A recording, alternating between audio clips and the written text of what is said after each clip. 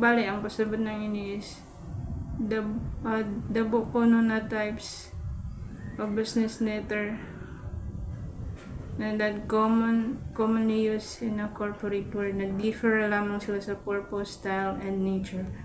Jay some business letter transmit good news, tas ang iban is transmit bad news. Writing good versus bad business letter. If the business letter directly affect and steer the emotion and feeling of the reader, it is either a good or a bad business letter.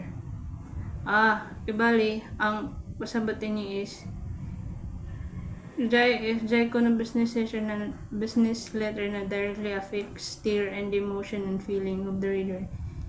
Matawag siya na good or bad news business letter.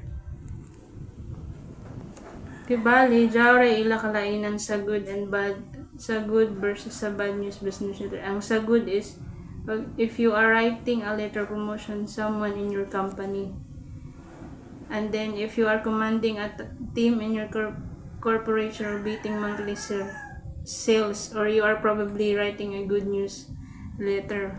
While ang sa bad news business letter is you are writing a letter rejecting a job application, if you are writing a thank you letter for an employee, or worse, writing a letter to fire an employee, you are probably writing a bad news business letter. No matter what type of letter you are writing, no matter how good or bad the letter is, always make sure to be professional in writing the business letter. Mind over matter is the rule of the game. Kibali, bis ka uno na type na business letter ng himuon, ang imo ra gud isipon is maging professional ka sa imo mo na business letter. Ang taglang mind over matter is the rule of the game. There are common type of business letters such as the following. 1. Application letter is sometimes called a cover letter. Is composed persuasively whenever you are applying for your target job. This letter is usually accompanied by your resume or additional information of your experience and skill. Application letter is on maghimo ka ng letter para ibali jay magpasa ka ng isa ka application letter sa isa kumpanya. Ibutang nimo dito ang imo name, background name, ang imo work experience sa una, ang magabali dyan ang pasabot ng application letter. Applying for your target job. Tapos there are sample in writing your application letter. You may follow this pattern. 1. First paragraph, determine the reason why you are applying for the job. State possible skill or additional information. Determine, so kibali, determine the reason.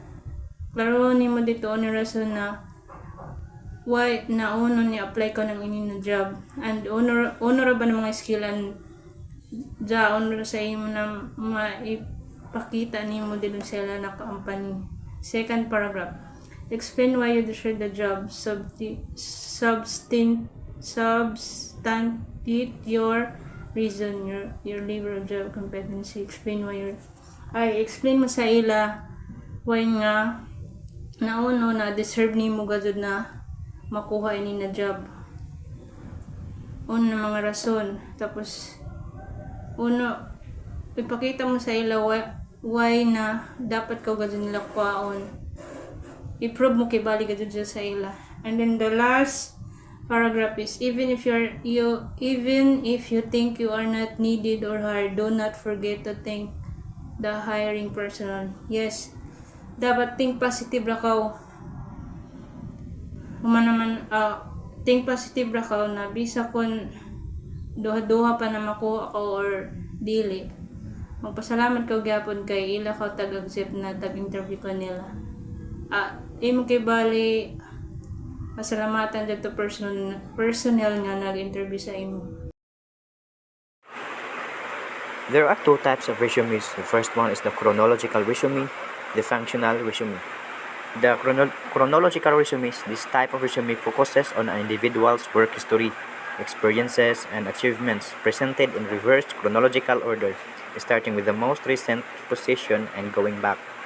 Example, a chronological resume might list the following work experiences for a marketing professional. Functional resume. This type of resume emphasizes an individual's skills and abilities rather than their work history. It is often used by individuals who are changing careers, have gaps in their employment history, or want to highlight specific skills. Example of this is a functional resume for a project manager might include sections such as project management skills or expertise in planning, execution, monitoring, and closing projects, proficient in agile and waterfall methodologies. And now let's proceed to the second type of letter, which is the letter of inquiry. This is a formal letter written to request a specific information or assistance regarding a particular matter or transaction. It is typically short or direct to the point. A letter of inquiry may follow this structure: the first paragraph, the second paragraph, and then the third paragraph. The first paragraph is begin with the most important questions or summarizing statement. The second paragraph, this may contain the explanation or list of questions. The third paragraph or the ending should tell the reader what you want to be done and when. The third type of business letter is the letter of reply or response. It is written in response to a letter of inquiry which directly answers all the inquiries regarding the company's products or services. As part of business practice, most companies promptly reply to all the inquiries addressed to them. In writing the letter of response, the following steps may help you. Acknowledge the inquiry by mentioning important details from the letter of inquiry you received. So it means that you should begin by recognizing the original letter of inquiry and mentioning important details from it. This shows that the sender's message was received and understood. And the second one is build the goodwill and pave the way for future prospects by using a cordial or friendly tone. This means that foster a positive relation by using a cordial or friendly tone.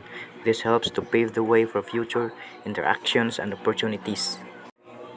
And the last one is answering the question fully and send prompt replies. This means that you have to provide complete answers to all questions raised in the inquiry and send the response in timely manner. This demonstrates the professionalism and respect for the sender's time.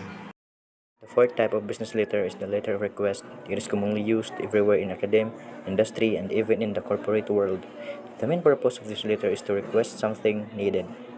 In writing a letter of request, these steps can be followed. First paragraph or the orientation. This is the introduction, including the details of the event or activity. The date, time, and venue should also be indicated.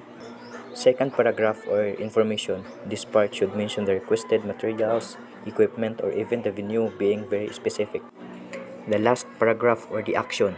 Thank the person in charge to promote goodwill. The fifth type of business letter is the letter of order. It is one type of business letter which is written for the purpose of purchasing items that are for sale. An order letter, according to Rosales 2009, usually contains the following: name of the item ordered, description of each item, giving size, style, finish, quality, material, weight, or whatever will help in define the article wanted. Catalog number of the item if it is available, quantity of each item wanted, price of each item, and the total price of the order. Method of shipment desired by the buyer, address where the goods are to be shipped or delivered, date of shipment, credit references if payment is made from account. The last one is mode of payment. Qualification and quarter objective will help you select format of your resume. Number 1, chronological resume format include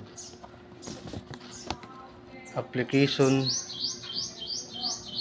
name, address, telephone number, job objective, education, and work history, listing job by job, beginning work with the most recent season.